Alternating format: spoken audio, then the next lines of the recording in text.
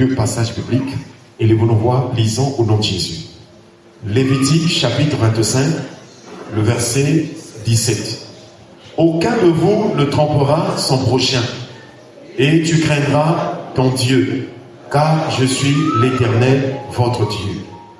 Deutéronome chapitre 6, le verset 24. L'Éternel nous a commandé de mettre en pratique toutes ces lois et de craindre l'Éternel, notre Dieu, afin que nous soyons toujours heureux et qu'il nous conserve la vie comme il le fait aujourd'hui. Amen.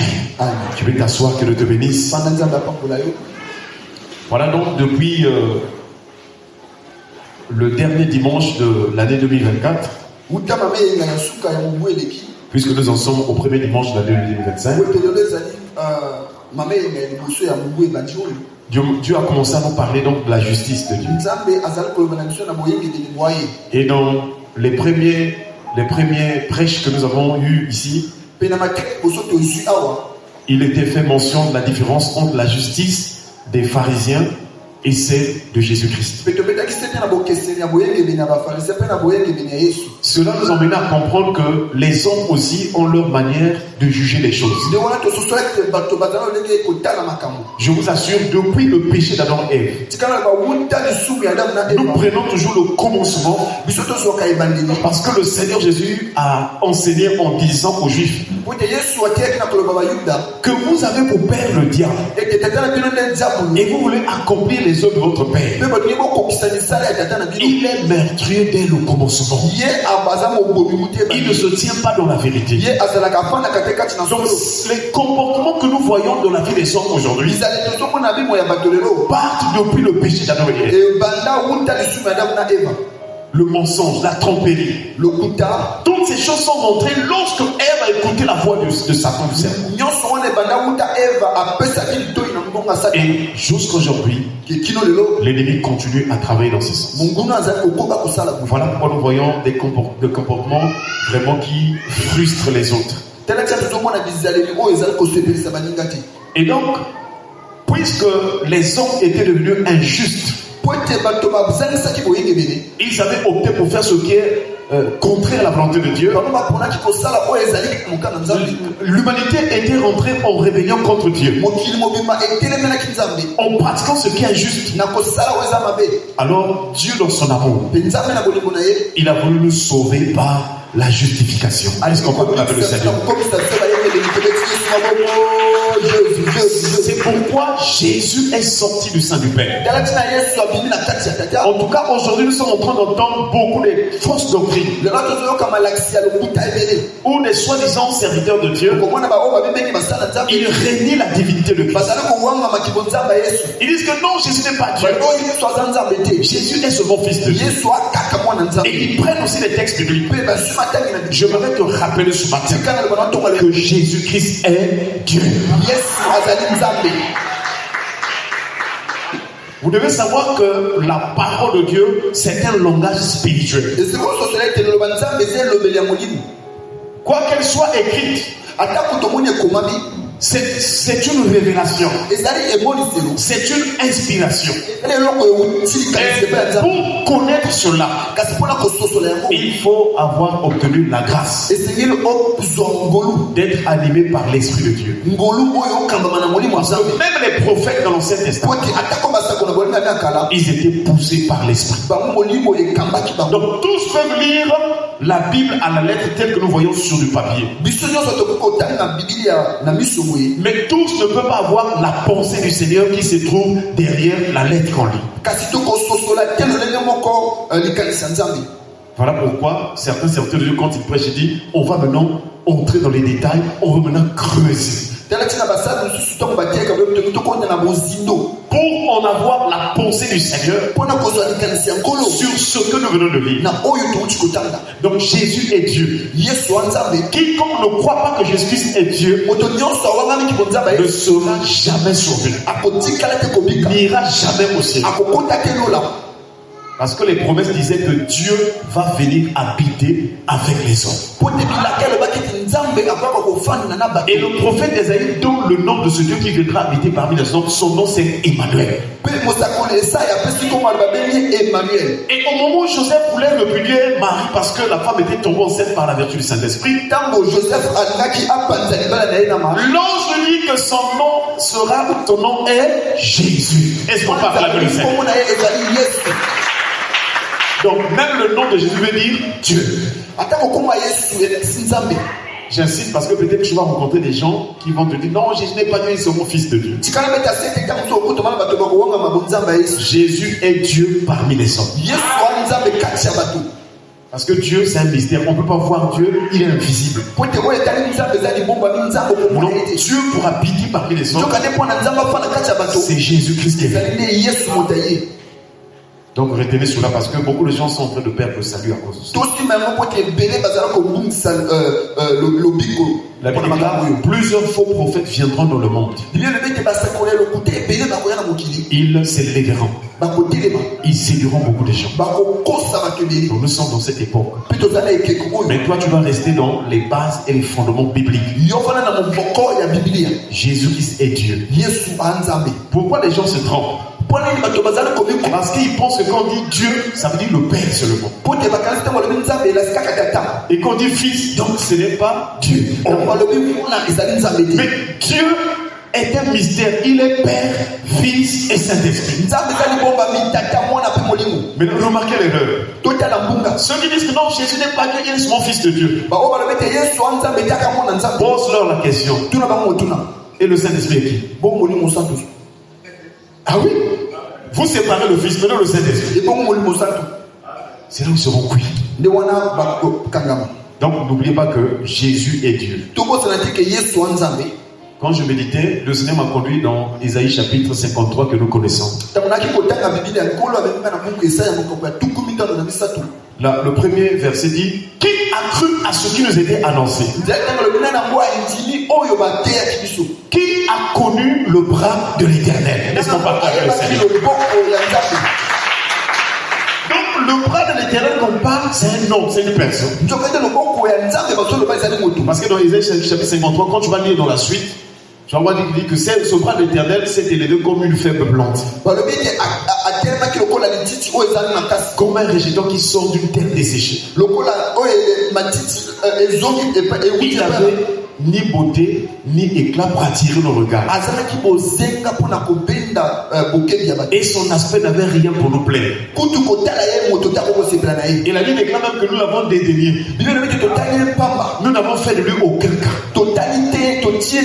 Mais cependant, il a porté nos souffrances et nos douleurs. Depuis que l'humanité existe, jusqu'à ce qu'il y aura la fin du monde, une seule personne a manifesté ce prodige. Le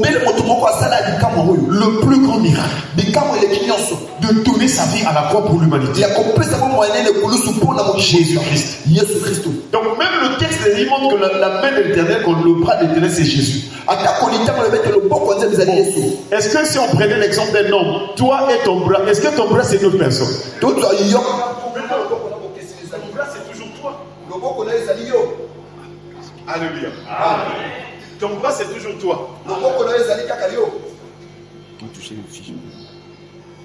Ton bras c'est toujours toi.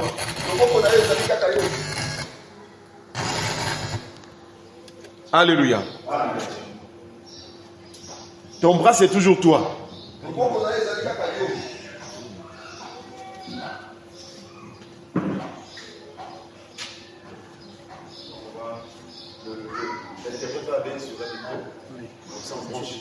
C'est ceux qui s'est déchargé. Excusez-nous. Les choses sont prises des mains d'hommes, c'est comme ça. Parfois, il y a des réflexes. Alléluia. Vous avez ça donne pas. Il y a un enfant, vous voulez là.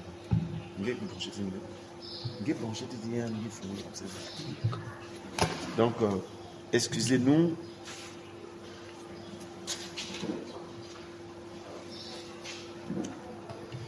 Gloire au Seigneur. Amen. Est-ce qu'on peut acclamer le Seigneur? Voilà. Que cela ne nous dérange pas, c'est la technique. Amen. C'est en dehors de la parole. On pourrait aussi rester sans micro et prêcher aussi. Alléluia. Amen. Mais pour que les autres qui sont au loin nous écoutent, voilà pourquoi nous mettons sur les micros. Amen. Donc nous étions en train de dire que ton bras, c'est toujours toi. Si on touche ton bras, c'est toi qu'on a touché. Donc c'est comme ça aussi que Jésus est le bras de l'Éternel. Par extension, on peut dire que le bras aussi représente la main aussi. Oh, Dieu fait toutes choses par sa main puissante. Est-ce qu'on parle avec le Seigneur? C'est pourquoi Jésus, quand il sort du sein du Père, il se considère comme serviteur. Parce que la main nous permet de servir, de servir. Donc Jésus s'est considéré comme serviteur de Dieu. Et quand il était parmi les hommes, il a fait le service. Mais c'est un mystère. C'est toujours Dieu. Le Père, le Fils et l'Esprit. Amen. Est-ce que tu as compris quelque chose? Voilà, nous revenons donc sur la justice de Dieu. Les hommes ont leur justice, mais Jésus est venu comme la justice de Dieu, afin que quiconque croit en lui soit justifié, bien sûr par la foi. Et la Bible déclare car tous sont péchés et sont privés de la gloire de Dieu. Ils sont gratuitement justifiés par sa grâce, par le moyen de la rédemption qui est en Jésus-Christ. Est-ce qu'on va acclamer le Seigneur? Alors, la justice de Jésus-Christ, de Dieu, est différente de celle des hommes, parce que les hommes sont animés de la chair, sont animés des esprits mauvais par le diable. C'est pourquoi tous nous devons aller vers Dieu pour faire une justice qui soit agréable aux yeux de Dieu et qui soit vraie. Jérémie a dit à ses contemporains que c'est l'Éternel qui exerce la bonté, le droit et la justice sur la terre. La justice de Dieu est toute une consolation pour l'humanité. Même si on t'a rendu esclave, même si on t'avait bloqué, même si rien ne marche dans ta vie, si tu prends Jésus-Christ, il viendra avec la justification. Il te sauvera, il te délivrera, il t'enlèvera de la servitude, il te donnera une nouvelle identité. Alléluia. C'est pourquoi aujourd'hui nous voyons des gens changés, transformés. Des gens qui sont partis du néant de rien du tout. Des gens sans valeur. Mais aujourd'hui, contre la justice de Dieu, ceux-ci ont été bénis. Et à travers le monde entier, ils sont en train de proclamer, témoigner la grandeur de Dieu. Et je prie que cette année, toi aussi tu sois un témoignage de la grandeur et la puissance de Dieu. Alléluia. Alléluia. Est-ce que tu es là ce matin? Que le Seigneur te bénisse. Dis à celui qui est à tes côtés que Dieu te bénisse. La justice de Dieu nous donne droit à la bénédiction d'Abraham. Si tu pratiques la justice de Dieu, tu fais ce qui est bien aux yeux de Dieu. Parce qu'il y a des choses qui sont bien aux yeux des hommes, mais elles ne sont pas bonnes devant les yeux. Donc quand tu fais toutes choses, il faut d'abord chercher est-ce que cette chose est bonne devant celui qui a créé toutes choses. C'est alors, si c'est agréable aux yeux de Dieu, forcément ça sera aussi bon aux yeux des hommes. Parce que Dieu est bon. Est-ce qu'on parle de ça? Jusqu'à ce que Dieu nous a connu dans Matthieu chapitre 5 verset 6. C'est avec ce texte que nous avons aussi clôturé l'année écoulée. Jésus dit, heureux ceux qui ont faim et soif de la justice, car ils seront rassasiés. Si tu pratiques la justice, si tu vis la justice, tu seras rassasié. tu seras dans le bonheur, tu seras consolé. Voilà ce que Dieu attend de toi et moi. Nous tous, chacun est parti des erreurs, des fautes dans sa vie. Mais maintenant que nous avons rencontré Jésus, la rencontre est une chose. Mais l'acceptation de vivre ce que Dieu nous commande en est une autre chose. Tous, on peut rencontrer le Seigneur. Mais le problème, est-ce que nous allons accepter de faire ce que Dieu nous commande? Parmi nous, peut-être, il y a des gens qui ont fréquenté beaucoup d'églises. La question ce matin, c'est de savoir, est-ce que je fais la volonté de Dieu? Est-ce que je pratique ce qui est juste? Est-ce que ma conduite, mon comportement, ma vie plaît au Seigneur? Je ne sais pas si tu me fais comprendre. Parce que nous sommes venus écouter Dieu, il faut qu'on comprenne quelque chose pour que nous puissions la vivre. Et en cette nouvelle année, nous voulons que chacun de nous vive la parole de Dieu. Parce que c'est dans l'obéissance de la parole de la justice de Dieu que tu vas jouir du bonheur. Et donc le texte de Matthieu 5:6, il dit heureux. J'aimerais te poser une question ce matin. Est-ce que Dieu veut que tu sois heureux ou bien malheureux? Hein? Heureux. Jésus veut ton bonheur. Et la Bible déclare que Dieu prouve son amour. Parce que lorsque nous étions encore des pécheurs, des impies, Christ est mort pour nous. Donc Dieu pour te sauver, Jésus a accepté, dit non. Ma soeur, comment tu t'appelles la brune là? Toi qui écoutais le frère. Maman Montagny. La soeur Claude. Donc Jésus a dit, puisque Claude est dans le péché, je vais aller mourir pour prendre sur moi ses péchés afin de qu'elle soit sauvée. Et si elle marche dans la justice, qu'elle soit heureuse. Est-ce qu'on peut acclamer le Seigneur? C'est pas seulement à elle, mais Jésus a fait pour toute l'humanité. Donc toute l'humanité, ça veut dire tous les hommes, quelles que soient tes origines, quelle que soit la famille d'où tu es sorti, quelle que soit ta tribu, quel que soit ton village, quelles que soient les œuvres des ténèbres, d'où tu es sorti, si tu acceptes la justice, Jésus-Christ, il va te sauver. Il va te donner la lumière. Et tu vas jouir du bonheur. Voilà le nœud du problème. Parce que je suis en train de beaucoup réfléchir pour se demander, mais pourquoi les gens n'arrivent pas à faire ce que Dieu commande ou dit? Ils sont comme cela, non, Dieu n'est pas bien. Dieu t'a tout donné dans sa parole. Fais ce qu'il te commande. Ne murmure pas. N'hésite pas. Fais ce qu'il te commande. Et tu jouiras du bonheur. Alléluia. Amen. Nous prions que cette année, chacun de nous développe la faim et la soif de la justice au nom de Jésus. Que tu sois au travail, pratique ce qui est juste. Que tu sois en famille, dans le quartier, dans le voisinage, dans toutes sortes de relations, fais ce qui est juste. Est-ce qu'on peut acclamer le Seigneur? Mais donc la Bible, nous avons vu quels sont les signes d'une personne qui fait ce qui est juste. Les premiers signes qui prouvent qu'une personne est en train de faire ce qui est agréable, ce qui est juste devant Dieu. Nous avons parlé des désirs. Les désirs du cœur. Les envies. Le plaisir. Nous avons commencé là. Parce que dans le texte de Matthieu, Jésus dit, heureux ceux qui ont faim et soif.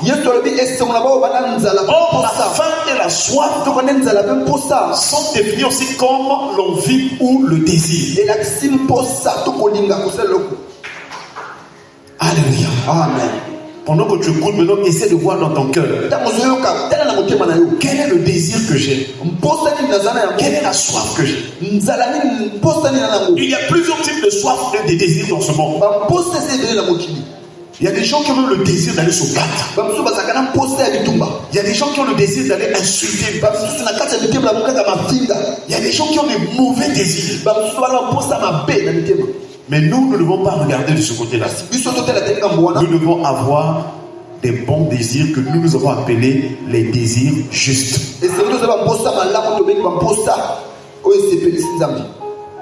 Et parmi les deux types de désirs justes que nous avons déjà vus, le premier désir, c'est la maison de Dieu. Aimer la maison, avoir le désir d'être à l'église, d'être à la prière. Si tu veux jouir du bonheur, si tu veux être béni, premier désir, la maison de Dieu. Est-ce qu'on parle la même chose? Voilà pourquoi nous croyons qu'un véritable chrétien, il ne peut pas manquer le culte, à moins que ce soit une raison vraiment peut-être professionnelle, vraiment que Dieu dit oui, là il a manqué parce qu'il a raison. Tu ne peux pas donner des raisons. Quand il a rencontré Dieu en partant à Padan Aram, lorsqu'il est sorti de là, Dieu lui a dit monte à Bethel. Donc la préoccupation de Dieu, c'est de nous voir dans sa présence. Et avec le ministère de l'Esprit, la présence de Dieu peut se manifester en toi. Même en cours de route, quel que soit l'endroit, Dieu veut que nous soyons sensibles à la présence de Dieu. Voilà les désirs justes. Si tu veux éviter le péché, cherche la face de Dieu. Si tu veux être fort devant les tentations, cherche la face de Dieu. Parce que la tentation est toujours là. Même quand tu vas sortir du culte, le diable va te tenter. Mais pour que ton esprit ne soit pas capturé, pour que ton esprit ne soit pas attiré par ce que le diable te montre, il faut que ton esprit adore Dieu. Ton esprit puisse avoir un amour passionné de Jésus. Je ne sais pas si tu es en train de comprendre quelque chose. Donc les désirs, la présence de Dieu. Et ce désir, excusez-moi, te donne, même quand tu l'as, tu as toujours envie de prier, de parler avec Dieu. Nous prions que cette année que tu jouisses, que tu vives ce désir-là au nom de Jésus. Même quand tu es au boulot avec ton chef, dans ton âme, tu peux prier le Seigneur.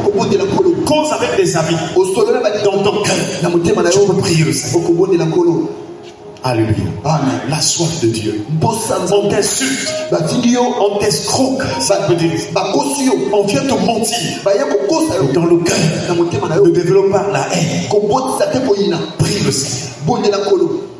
Voilà pourquoi la Bible nous donne une ordonnance, un commandement qui est dit prier sans cesse. Alléluia. Amen. Deuxième désir que nous avons déjà vu, c'est la soif d'aller au ciel. En tout cas, quand on dit qui va aller au ciel, qui veut aller au ciel, c'est nous tous. Mais pour aller au ciel, il faut se préparer.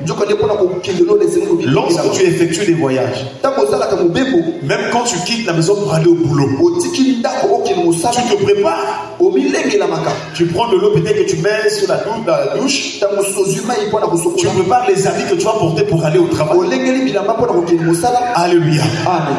Tu te prépares. Et déjà en tête, pendant que tu es à la maison, en tête, tu es en train de penser déjà ce que tu vas faire au cours de route et ce que au boulot. Alléluia. C'est la même chose pendant que nous sommes sur la terre. Si tu vas aller au ciel, tu dois aussi avoir déjà la pensée du ciel pendant que tu es sur la terre. Et tu dois préparer les habits du ciel. Et les habits du ciel, on l'appelle le fin lin. Est-ce qu'on parle avec ça? Jésus s'habillait en fin lin. Beaucoup de prédicateurs ont commencé à dire, oh non, comme Jésus s'habillait en fin lin, donc nous aussi on doit mettre des vestes, on doit mettre... Oh, amen. Jésus s'habillait en fin lin pour montrer que lui, il est venu nous annoncer la justice. Parce que le fin lin, ce sont les œuvres justes des saints. C'est-à-dire, si tu dis que tu es enfant de Dieu, un véritable chrétien, le signe en est les bonnes œuvres. Faire ce qui est juste. Alléluia. Amen. Donc si nous voulons aller au ciel, nous devons nous préparer maintenant. Et cette année, Dieu nous a donné encore d'entrer dans cette année parce qu'il ne voulait pas que nous soyons péris. Il veut que nous soyons confessés nos péchés, reconnaître, regretter, confesser et renoncer. Je sais que tu demandes souvent pardon à Dieu. Mais est-ce que tu renonces? Est-ce que tu abandonnes? Alléluia. Amen. Nous voici encore dans cette nouvelle année. Est-ce que tu vas encore repartir dans les péchés que tu as confessés? Que Dieu nous donne la grâce. Alléluia. Amen. Pendant la semaine, nous avons vu la justice. Un autre signe de la faim et la soif de la justice de Dieu,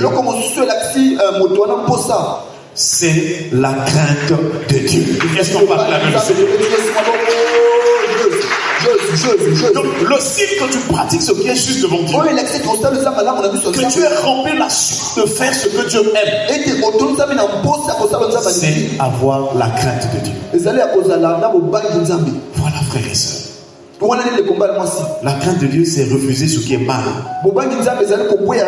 La crainte de Dieu, c'est refuser ce qui est mauvais. Regarde dans ta vie.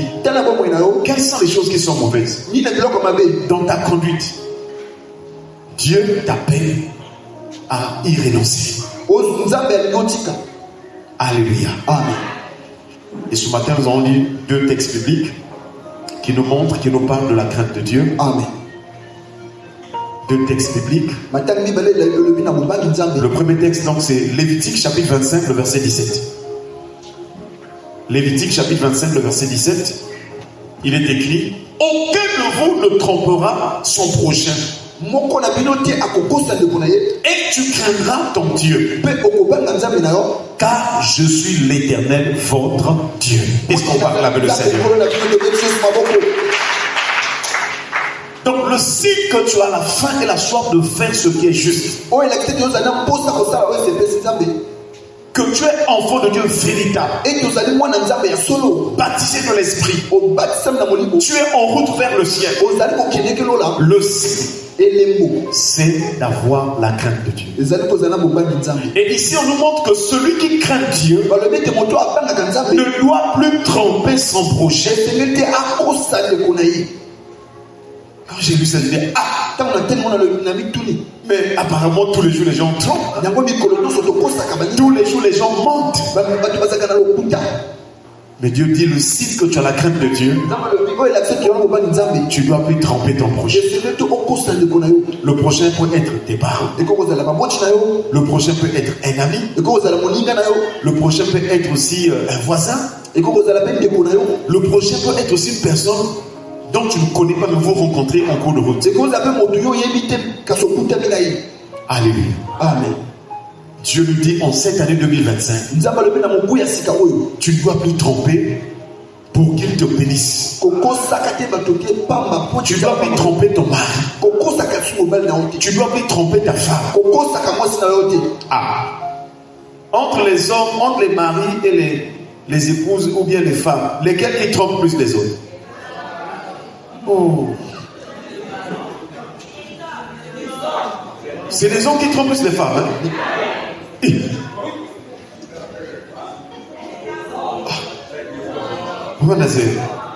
Avec toi. Ça dépend. Mais d'une manière générale, entre plus.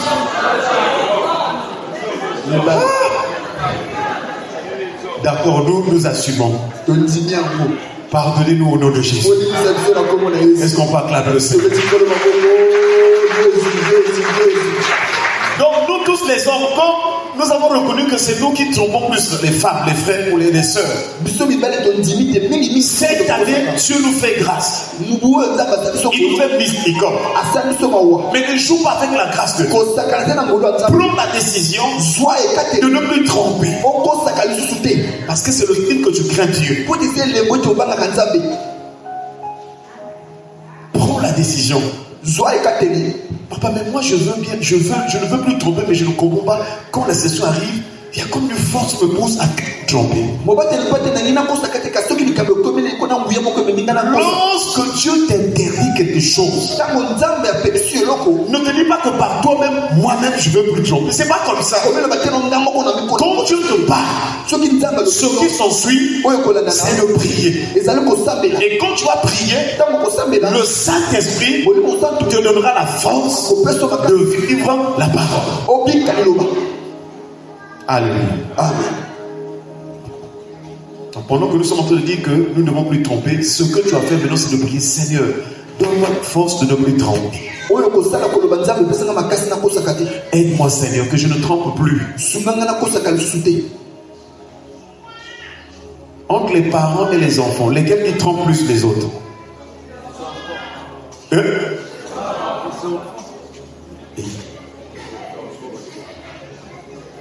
Ah, aujourd'hui, vous me posez des questions. Maman Irène, entre les parents et les enfants, lesquels qui trompent plus les autres? C'est les enfants qui trompent les parents.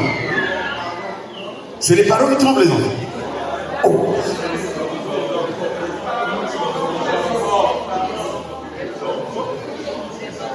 C'est les enfants. Parce qu'un parent qui trompe son enfant, mais vraiment quand même, c'est pas... Je pense que ce sont les enfants. Parce que l'enfant peut tromper le parent en allant à l'école. Parfois, oh non, on a demandé 50 à l'école. On ne l'avait pas demandé 50. Quand il rentre, tu étais où? Oh, j'étais ce matin. Parfois, il n'était pas chez son ami. Donc, nous pensons que les enfants trompent les parents. Maintenant, il y a des cas isolés où le parent peut tromper, mais en fait, c'est surtout sur les promesses. Promesse de cadeau, je vais t'acheter un vélo. Là, il y avait des parents qui trompent. C'est ça le vrai point clé. On peut acclamer le Seigneur.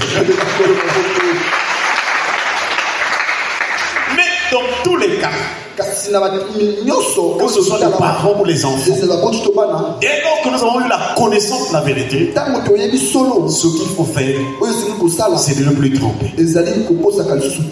Même moi, le pasteur, je faisais souvent des fautes comme ça. Ah, je veux te acheter telle chose, mais je ne l'achète pas. Amen. Après, j'ai compris que vaut mieux ne pas promettre que de promettre pour le tromper. C'est-à-dire, pour éviter que tu tombes dans ce péché-là, il ne faut pas faire des promesses. Faire telle chose. Que Dieu nous pardonne tous de toute tromperie au nom de Jésus. Maintenant, d'après la Bible, qu'est-ce que la tromperie, ou bien que veut dire tromper? Parce que nous subissons quelque chose, il y a une origine. Nous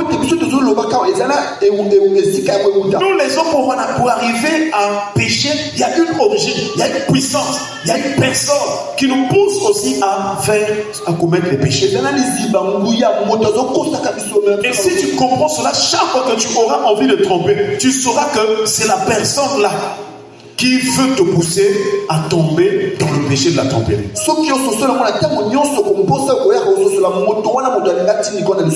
Qui est cette personne? Satan. Si on enlève Satan et les démons dans le monde, les gens seront corrects. Parce que c'est eux qui poussent les hommes à la séduction, à la tromperie, au péché. Donc chaque fois que tu trompes, sache que c'est lui ou ses démons, ils t'ont poussé au péché. Mais il y a aussi ta volonté qui accepte. Parce qu'on peut te dire quelque chose, mais tu es libre de dire non.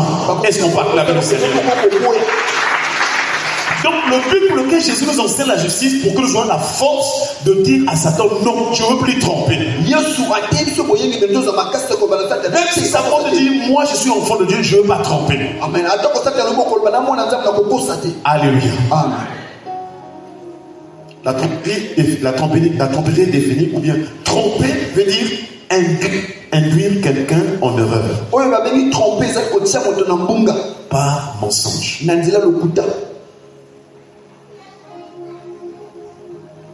Tromper veut dire aussi faire tomber quelqu'un dans l'erreur.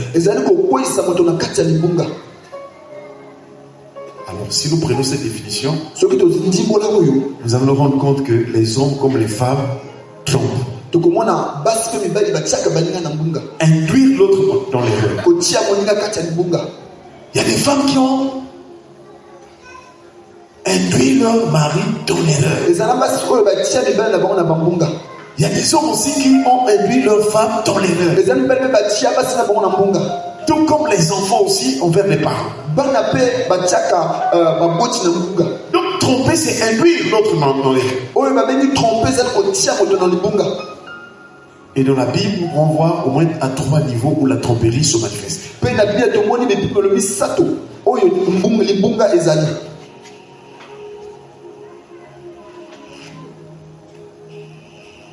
Dans 1 Roi chapitre 13, le verset 18,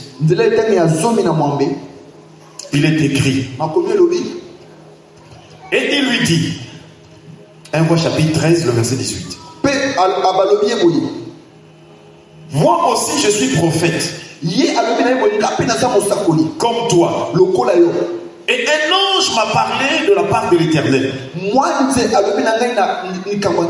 Et m'a dit, ramène-le avec toi dans ta maison. Et qu'il mange du pain et boive de l'eau. Il lui mentait. Donc il lui trompait. Cette histoire se passe en Israël. Du temps où Salomon est mort, et son fils Jéroboam monte au trône en Israël. Par manque de sagesse, Roboam va diviser le peuple. Parce qu'il avait suivi la sagesse des jeunes au lieu de prendre celle des vieux. Israël va se diviser. 10 tribus vont aller au nord. Et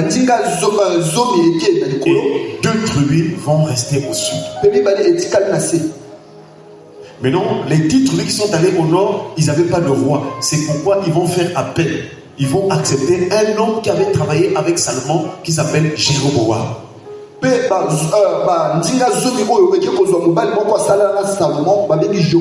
Donc c'est Jéroboam qui va devenir roi pour les 10 tribus d'Israël. Est-ce que tu es en train de comprendre?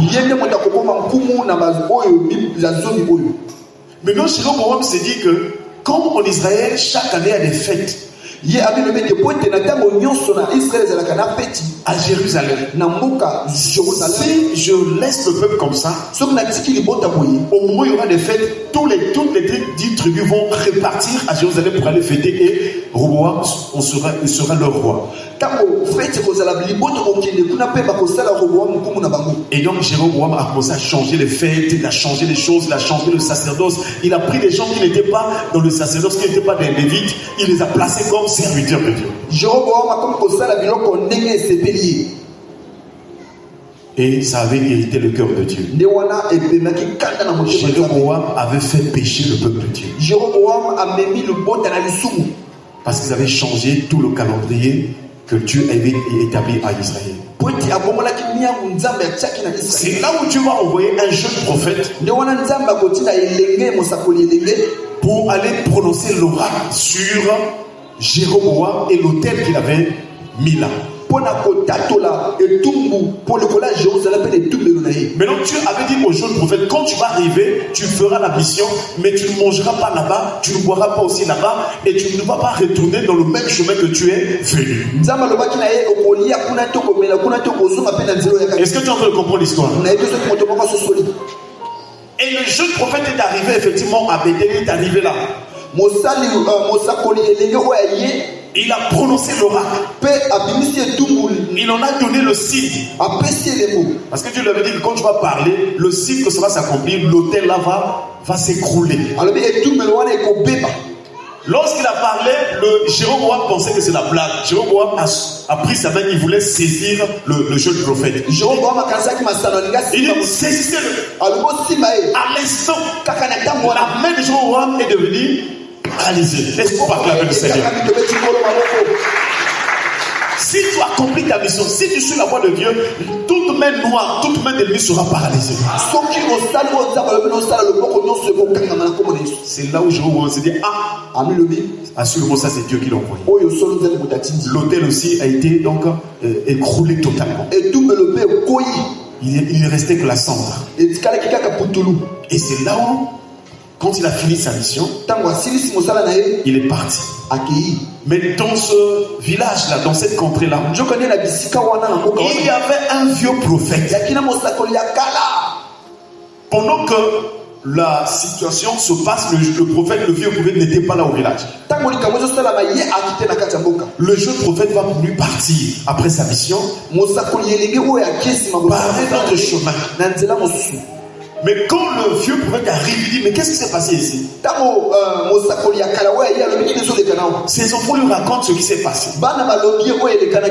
Et un jeune prophète qui est arrivé, voilà ce qu'il a fait, voilà ce qu'il a fait. Et le vieux prophète dit, par quel chemin est-il parti? Et il a suivi le jeune prophète. Et quand il arrive là-bas, alors le jeune prophète lui rappelle que non, moi j'ai fait ma mission, mais Dieu m'avait dit, je peux plus retourner là-bas. Et puis voilà, je peux pas manger et boire la nourriture de cette contrée. C'est là où par tromperie, le vieux prophète va venir lui dire. Le vieux prophète va venir dire. Il dit, moi aussi je suis prophète comme toi. C'est vrai qu'il était peut-être le prophète. Et un ange m'a parlé de la part de l'Éternel. Et m'a dit, amène-le avec toi dans ta maison. Et qu'il mange du pain et boive de l'eau. La Bible déclare, il lui mentait. Alléluia. Voilà un exemple de tromperie. Cela veut dire quoi? Quand Dieu t'a dit quelque chose, si quelqu'un vient avec le contraire, tu ne dois pas accepter. Quel que soit ce qu'il va prouver, quel que soit ce qu'il va montrer, quand Dieu dit quelque chose, attache-toi à ce que Dieu t'a dit. Quand tu as déjà vu les signes dans ta vie de ce que Dieu a fait, de ce que Dieu t'a dit, ne change pas de voie. Reste dans ce que Dieu t'a dit. Parce que le vieux prophète va venir te tromper. Quand la tromperie arrive, la personne vient à une image telle que lui dit que moi aussi je suis prophète comme toi.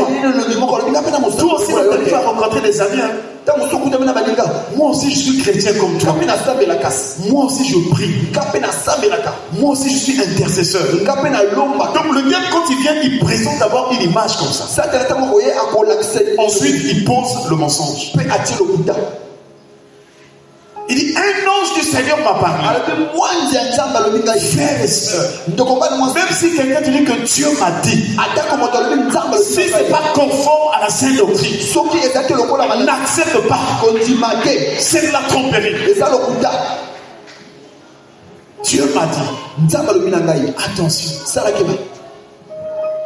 Tu t'es rencontré avec un homme. Oh non, Dieu m'a dit, tu es la femme de ma vie. Toi, tu dois chercher la face de Dieu. Ou bien avant que tu rencontres cet homme, qu'est-ce que Dieu t'avait dit? Qu'est-ce que tu avais demandé au Seigneur? Quels sont les signes? Dis à celui qui a tes côtés, attention aux vieux prophètes. Tu as commencé des affaires. Toi, tu avais des idées que moi je veux faire ça. Un autre dit non, moi aussi je veux travailler avec toi. En tout cas, moi je suis bon par exemple dans tel domaine. Il commence à te tromper alors que toi tu avais d'autres idées. Attention aux vieux prophètes. Quand Dieu conduit une personne, il lui donne des directives. Il lui donne une vision. Il lui donne des principes. Ça tu peux faire. Ça tu ne dois pas faire. Quand tu remarques quelque chose, voici comment se comporter. Je vous assure, tu dois rester dans ce que Dieu t'a dit. Ne change pas de voix. Parce que quelqu'un t'aurait dit, oh moi aussi, je suis un homme de Dieu. Je viens du Nigeria. Je viens des États-Unis. J'ai une grande église.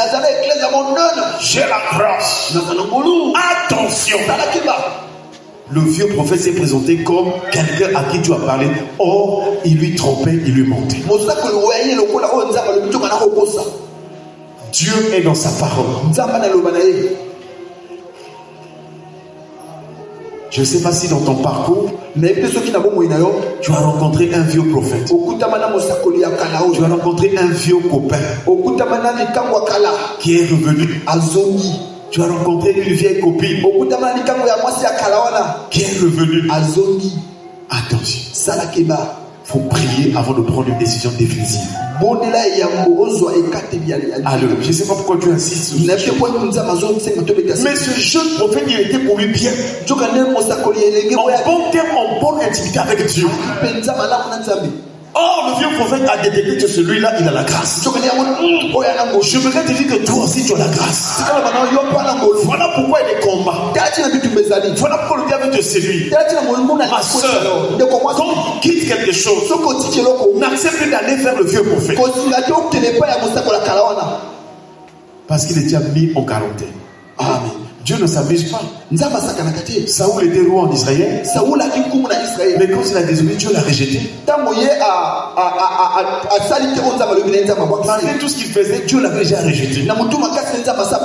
Samuel, pris par peut-être les affections, Samuel a prié toute une nuit. Il a prié, mais Dieu vraiment, pardon, c'est bon, ramène seulement Saoul. Dieu dit, ne cesseras-tu pas de prier pour ce temps? Je l'ai déjà rejeté. Même aujourd'hui, il y a des serviteurs que Dieu a déjà rejetés. Mais qui continuent à parler sous prétexte que Dieu est avec eux. Mais quand tu vois les actes, quand tu vois les prix, Dieu les a rejetés. Dis encore à celui qui est attention aux vieux prophètes. Que cette année, Dieu nous donne le discernement afin que nous ne soyons plus trompés par le vieux prophète. Quelle est cette habit-là qui ne continue qu'à te mentir? Cherche les dons spirituels. Toute la tromperie existe. Frères et sœurs, la tromperie existe. Dans ce cas, quand on le lit, le vieux prophète est passé par quelque chose de mensonge, mais en prenant l'exemple en disant que Dieu m'avait dit. Un ange m'avait dit.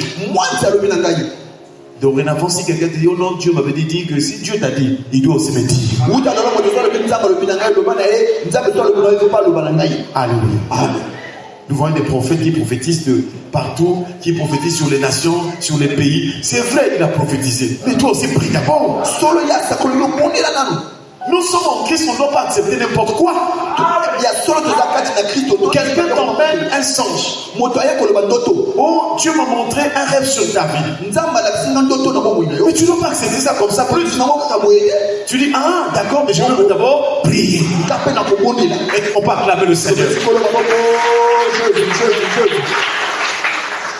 Parce que quand tu prieras, le Seigneur te dira si c'est vrai ou pas. Le vieux prophète continue à travailler jusqu'à présent pour tromper les gens. Mais le plus grand vieux prophète, c'est le diable lui-même. Pour terminer, chers frères et sœurs, nous voyons donc il y a au moins 3 niveaux où quelqu'un peut être trompé. Aujourd'hui encore, le diable tremble. Mais il y a au moins 3 niveaux. Le premier niveau de tromperie, chers frères et sœurs, c'est lorsque un esprit vient pour tromper un humain. Oui, un démon peut venir pour mettre la tromperie dans la vie d'un humain. Je vais aller vite. Dans le jardin d'Éden, Dieu a dit à Adam, il lui a montré tous les arbres. Il dit, vous pouvez manger tous les arbres. Mais tu ne mangeras pas la connaissance du bien et du mal. Car le jour où tu en mangeras, tu mourras. Si tu ne veux pas être trompé, quand Dieu te dit quelque chose, tu dis, Dieu m'a dit, tu restes dans ce que Dieu t'a dit. Même si un pasteur dit non, non, si Dieu t'a dit, tu es sûr, c'est la vérité de Dieu. Même si l'autre personne vient n'accepte pas. Malheureusement, pour Ève, quand le serpent est arrivé, il dit, Dieu a dit, quand tu entends quelqu'un qui te pose des questions avec piège, des questions qui suscitent le doute, sache que c'est l'esprit du diable. Est-ce que réellement Dieu avait interdit? Est-ce que c'est vrai que tu es un enfant de Dieu? Donc si tu entends des questions qui t'emmènent le doute, sache que c'est le diable. Et Satan dit à Ève, Dieu a-t-il réellement, mais pourtant tu avais dit, Dieu a-t-il réellement dit, vous ne mangerez pas de tous les arbres du jardin? Et Ève aussi malheureusement a mal répondu. Et Satan lui dit, quand Ève dit que non, car le jour où nous allons manger cela, nous allons mourir. Allez, Satan revient et dit non, vous ne mourrez pas. C'est ce que nous vivons aujourd'hui. Si tu bois, ce n'est pas un péché. Mais c'est le diable. C'est dans cette génération que nous voyons que les gens disent que si tu bois, ce n'est pas un péché. C'est cette génération. Sinon, avant, les gens savent que c'est un véritable chrétien. C'est d'abandonner la boisson. Un véritable chrétien ne boit pas. Il ne fume pas. Il n'est pas impliqué. Amen. Il ne se bat plus. Il ne tape plus sa femme. Il ne suit plus son mari. Donc il y a des choses qui sont déjà des signes d'un véritable chrétien. Mais cette génération, soi-disant, il y a des jeunes qui disent oh, j'ai la grâce. Je suis serviteur de Dieu. Dieu m'avait appelé. Et il donne des révélations des démons. Vous causez avec quelqu'un là. Oh, est-ce que quand les gens se marient, est-ce qu'obligatoirement il faut que le pasteur prie pour eux? J'ai dit mais la bénédiction est biblique. Le pasteur c'est un homme que Dieu établit. Quand il prie, quand il prêche, les bénédictions de Dieu passent par lui à travers le message pour bénir le peuple. Oh, moi aussi je connais la parole.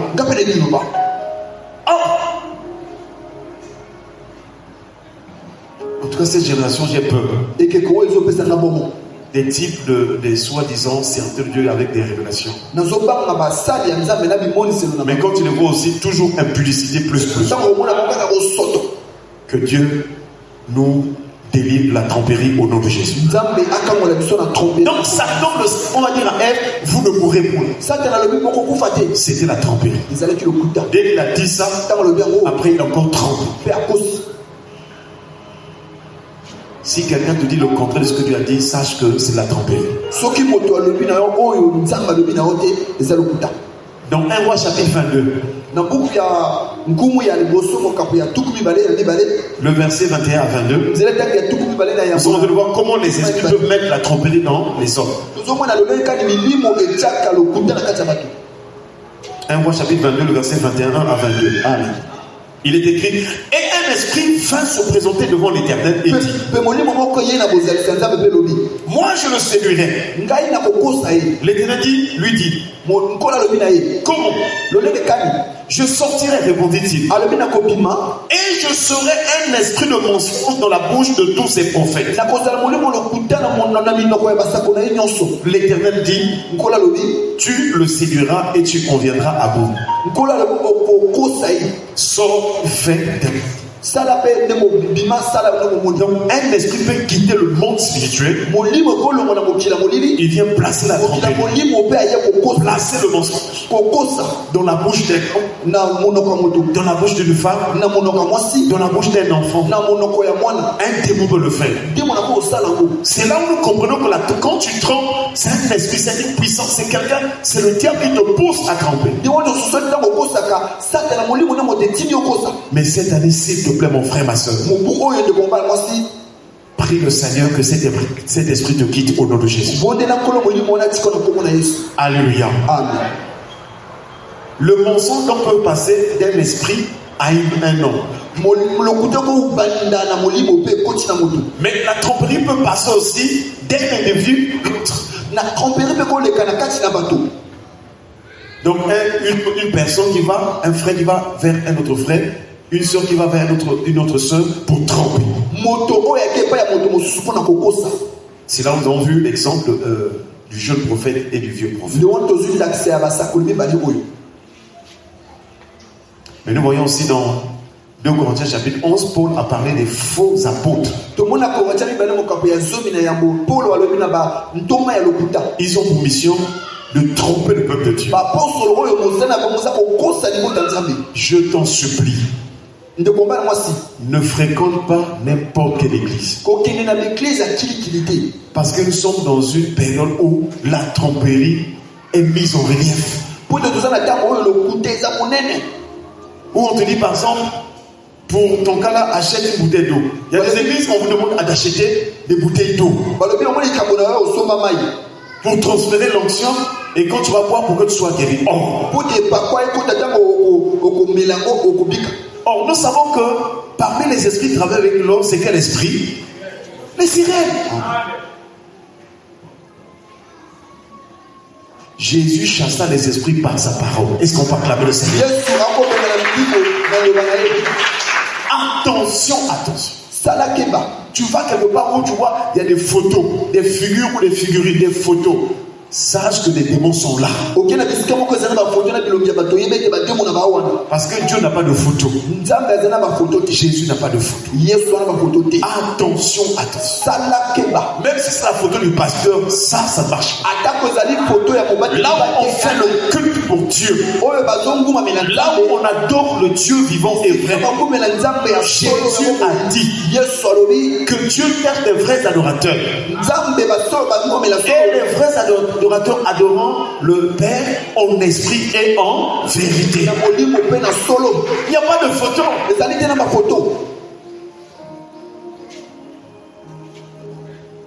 La tromperie est en train d'entraîner les gens vers l'enfer, dans la perdition.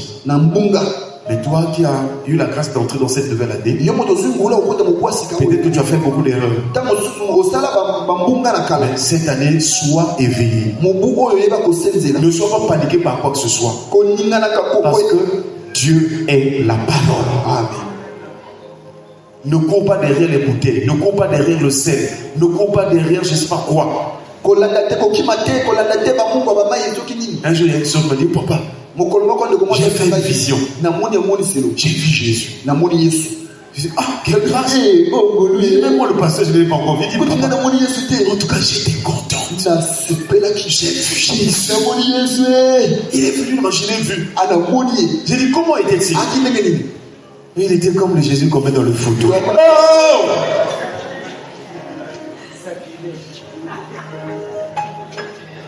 Malheureusement, aujourd'hui, cette chose-là s'est perdue.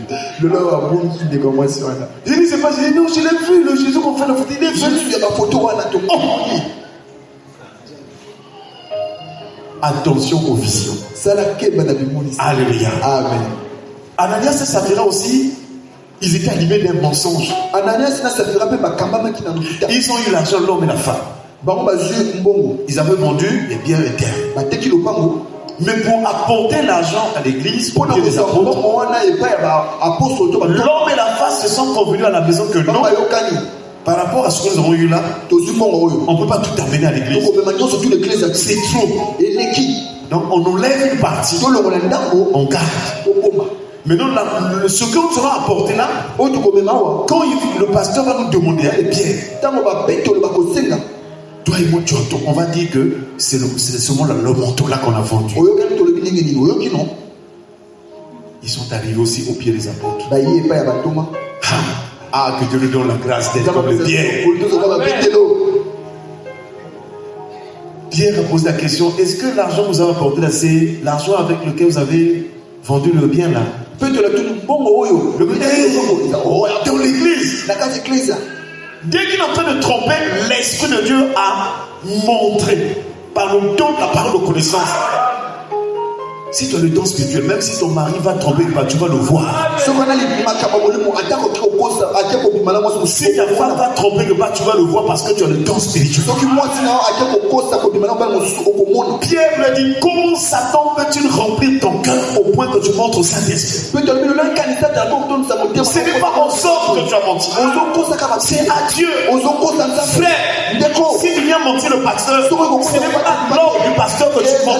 C'est à Dieu que tu mens. Qu'en est-il avec tes dîmes? Où en es-tu? Tu reçois l'argent. Où sont tes dîmes? Et même quand tu as l'argent, si tu as 10 000, tu viens donner 1000 francs. Si tu as 15 000, tu donnes 1700. Si tu as 50 000, 5 000. Tu commences à calculer. Si tu as 100 000, 10 000 donnés à la 10 000. Attention. Ananias et Saphira sont morts. Quand tu trompes, la tromperie apporte la mort. Les domaines de ta vie vont commencer à mourir. Les opportunités vont mourir. Le travail va mourir. Tu n'auras plus l'argent comme avant. Parce que tu l'as trompé. Sois juste devant Dieu. Nous tous tels que nous venons à l'église, nous venons devant le Seigneur. Donc si tu penses me tromper, c'est Dieu en fait me dit, oh, mais l'argent qu'il voulait apporter c'est pour moi, pour la maison de Dieu. Il pense mentir le serviteur de Dieu, mais c'est moi, parce que si nous nous rassemblons là, si nous venons ici, c'est pour qui? C'est pour Dieu. Amen. Donc par-dessus tout, là, c'est Dieu qui est glorifié. Amen. Et si tu viens pour tromper, c'est Dieu. Et c'est pourquoi dans Malachie il a dit, un homme trompe-t-il Dieu? Frère, c'est une nouvelle année. Ne sois pas comme Ananias et Saphira. Il y a des couples trompeurs. L'homme et la femme des trompeurs. Que ce ne soit pas ton cas. Amen. Je pense qu'une bonne femme, quand le mari trompe, dit, ah chérie, ce que tu fais là, c'est pas bon devant Dieu. Il faut lui dire, Dieu va te frapper. Entre l'homme et la femme, laquelle qui a tendance à tromper l'autre? C'est-à-dire à pousser l'autre qui trompe. Entre l'homme et la femme, laquelle qui a une idée ou non, on fait seulement ça, on regarde. Qui a la mesure? La femme. La femme. Voilà pourquoi Abraham, il y a des choses qu'il ne disait pas à Sarah. Parce que si Abraham veut dire à Sarah que non, je veux l'enfant que Dieu nous a donné là, je veux aller le sacrifier. Moi là, à 90 ans, pas ce Bouddha. Non, ça c'est pas Dieu. Amen. Même quand Dieu a fait la promesse, Sarah dit, non, Bouddha. Donc la femme aussi a un doute. La femme a toujours un doute qui reste. Même quand le mari dit non, quand j'ai quitté le boulot, j'étais chez mon ami à Black. Est-ce que c'est vrai? Qui t'avait vu? Il y a toujours un doute qui est là sur la femme. Mais que Dieu nous pardonne et qu'il nous délivre au nom de Jésus. Est-ce qu'on parle avec le Seigneur? Que le Seigneur délivre les couples de toutes ces morts de Ananias et Saphira au nom de... Soyez juste en couple. Frère, dis la vérité à ta femme. Sœur, dis la vérité à ton mari. Et Dieu vous gardera et vous bénira. Ne fais pas la question sans que le mari soit au courant. Parce qu'il y a des femmes qui ont une fille là, ils bloquent là. Le mari ne sait pas qu'elle a acheté un terrain. Attention. Mais Dieu connaît. Alléluia.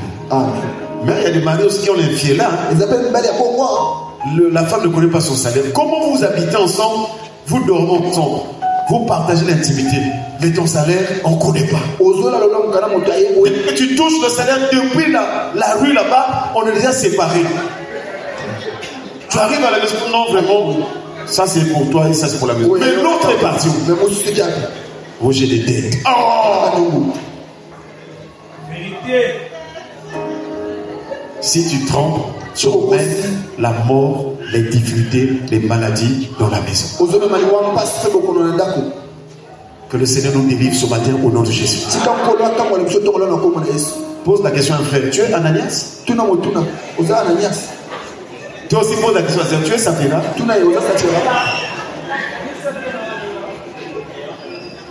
Que Dieu nous délivre au nom de Jésus. Pour terminer, la dernière tromperie maintenant c'est dans la personne elle-même. Donc la personne elle-même se trompe. Est-ce que vous avez compris les trois niveaux? Le premier niveau c'est un esprit qui vient pour mettre la tromperie. Deuxième niveau de la tromperie c'est une personne qui va vers son frère pour tromper. Mais le troisième niveau de tromperie c'est toi-même pour toi-même tu te trompes.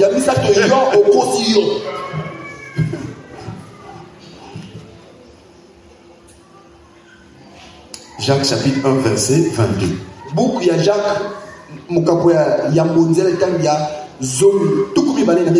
Mettez en pratique la parole de Dieu et ne vous bornez pas à l'écouter en vous trompant vous-même par des faux raisonnements. Donc, la première tromperie en soi-même commence lorsqu'on écoute la parole. Ça veut dire que quand on est là, on a écouté là, quand on va sortir dans les cœurs, il y a d'autres qui vont commencer à se tromper par rapport à ce que d'autres, ils vont d'abord être bornés à écouter, dire bon, j'ai écouté, c'est vrai que le pasteur a parlé, bon mais j'ai écouté, ça s'arrête là. Ça c'est le premier niveau de tromperie en soi-même. C'est-à-dire être borné seulement à écouter. Quand tu sors du culte, même sans te demander, mais frère, qu'est-ce qu'on a prêché? Bon, il parlait un peu là de l'époque. J'ai écouté un peu Ananias. Donc tu te bornes à écouter seulement. Tu ne peux pas mettre en pratique. Tu ne peux pas vivre cette parole. Tu penses que cette parole c'est pour les autres. Et il y a des gens qui pensent qu'ils sont tellement spirituels. On sait qu'on prêche ça c'est pour les autres. Moi je suis saint. Moi je crains Dieu. Ce n'est pas pour moi de pécher. Donc ce qu'on a péché là, c'est pour les autres. C'est une tromperie. Alléluia. Amen. Quels sont les raisonnements qui viennent dans ta vie quand tu écoutes la parole? Il dit qu'il y a des faux raisonnements qui viennent quand tu écoutes la parole et tu veux te limiter là, tu ne veux pas mettre en pratique. Dans les faux raisonnements, quand tu écoutes la parole, toi tu penses que le pasteur quand il a prêché là, lui-même il trompe pas. Si tu saches que tu es en train de te tromper, on tombe par les faux raisonnements. Si tu commences à mettre des doutes, c'est vrai qu'il a dit, mais c'est pas facile. Si le diable t'entend dire, abandonne la tromperie, mais c'est pas facile. Si le diable écoute souvent quand tu as dit, c'est pas facile, le diable dit, il dit que lui-même il a dit que c'est pas facile. Alors il va encore te donner des mauvaises paroles. Tu vois, ce n'est pas facile. Trompe quand même. Après, tu connais pardon. Tu penses que parce que lui-même il trompe pas. Comme notre soeur Sandra, un jour, il y a un monsieur qui a trompé. Toi, tu penses que votre pasteur là, il a beaucoup de Bibles. Vous pensez que la Bible qui sort, il a une grosse Bible qui garde dans la maison. Il dit, mais non, pasteur, non. Oh. Toi, tu penses que tout ce qu'il dit là, lui-même il vit ça. Attention. Et toi et moi, nous avons besoin du ciel. Est-ce qu'on parle du ciel?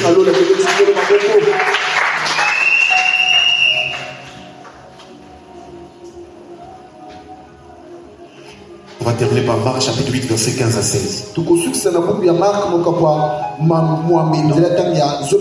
Et vide les raisonnements en toi-même. Quand tu écoutais la parole de Dieu, ce qu'il fait, c'est d'obéir. C'est dit, Seigneur, donne-moi la force de quitter mon péril. Alléluia. Marc chapitre 8, verset 15 à 16. Jésus leur fit cette recommandation. Gardez-vous avec soin du levain des pharisiens et du levain d'Hérode. Les disciples raisonnaient en eux et disaient, c'est parce que nous n'avons pas de pain. Jésus parlait pour eux de l'enseignement des pharisiens. Et on s'est dit, mais pourquoi le Seigneur dit ça? Non, parce qu'on n'a pas pris de pain, on n'a pas de levain. Parce que pour faire le levain, c'est ça la levure qui fait lever la pâte du pain. Or, Jésus parlait d'autre chose. Ça veut dire quoi? Ça veut dire que lorsque ton prochain part, il ne faut pas avoir l'habitude de raisonner à ta manière. Oh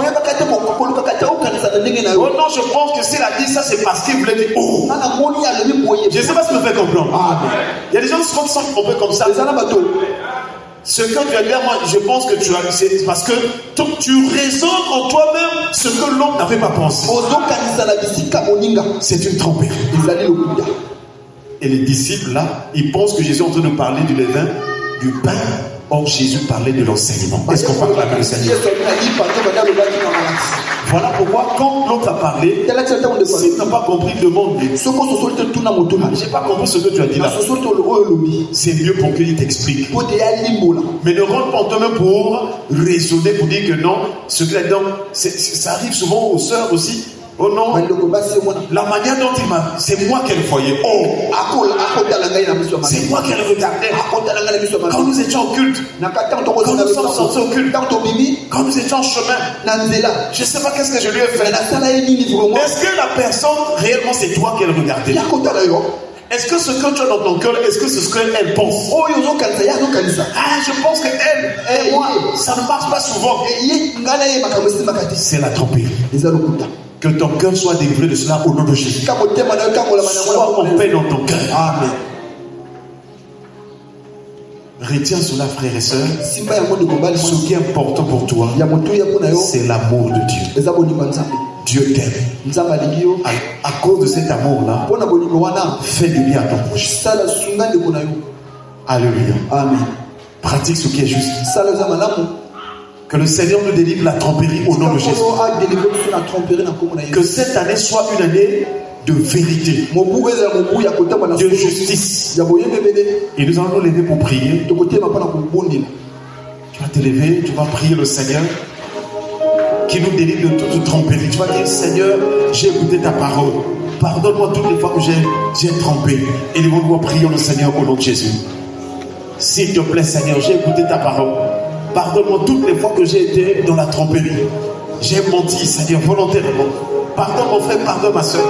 Pardonne les frères et sœurs à travers le monde entier.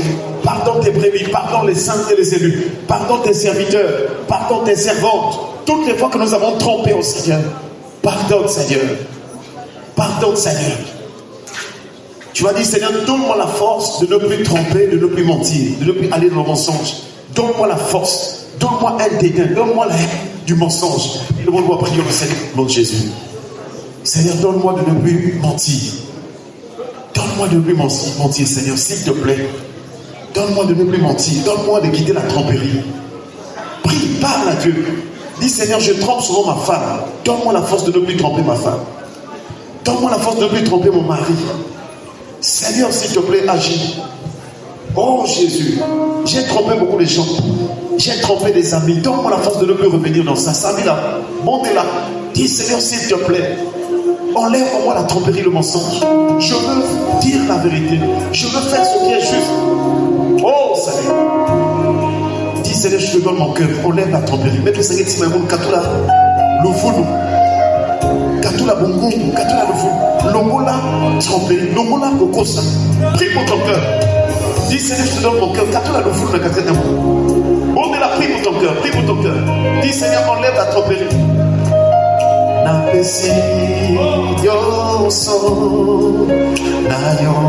Seigneur, je te donne mon cœur. Je te donne mon cœur, Seigneur.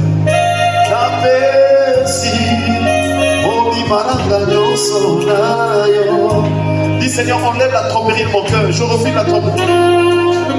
Bon de la bonté. Dis, Seigneur, enlève cela. Je ne veux plus tromper mon mari, je ne veux plus tromper ma femme, je ne veux plus tromper les frères, les soeurs, mes amis, mes connaissances, dans ma famille.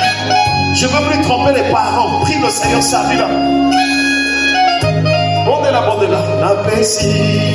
N'apprécie, yon son nayo.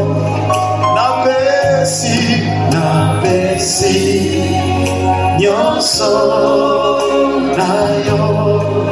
N'abombe l'autre côté, n'abombe l'autre côté. Oh, n'abombe l'autre côté, n'abombe l'autre côté.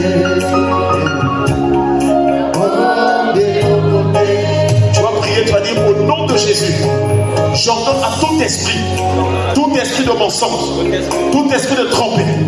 Maintenant tu as été dévoilé par la parole de Dieu. Tu dois libérer ma bouche, tu dois libérer ma langue.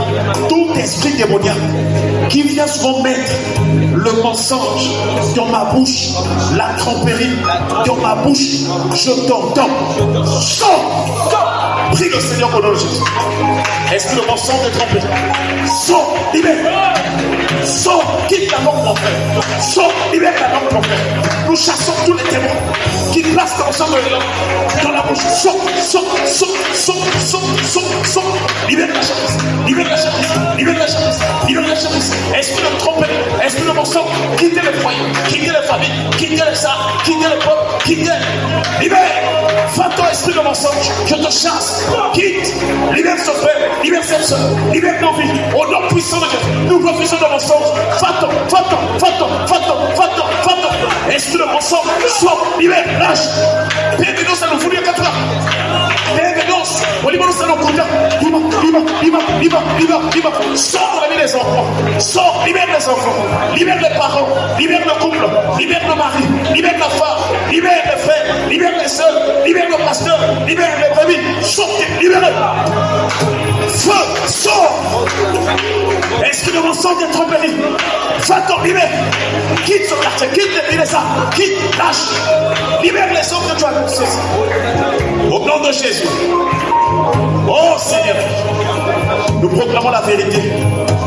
Proclame la vérité. Dis dans ma vie la vérité. Dans mon foyer la vérité. Dans ma marche avec Dieu la vérité. Dans mes relations la vérité. Proclame la vérité.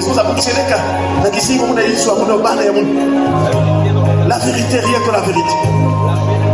Au solo la casino sur la gare. Oh Jésus, la vérité. Seigneur, tu es la vérité de ma vie. C'est toi qui m'as franchi du mensonge. Oh Tataza, rien que la vérité. Oh Dieu notre Père, rien que la vérité. Toi qui es le Dieu vivant.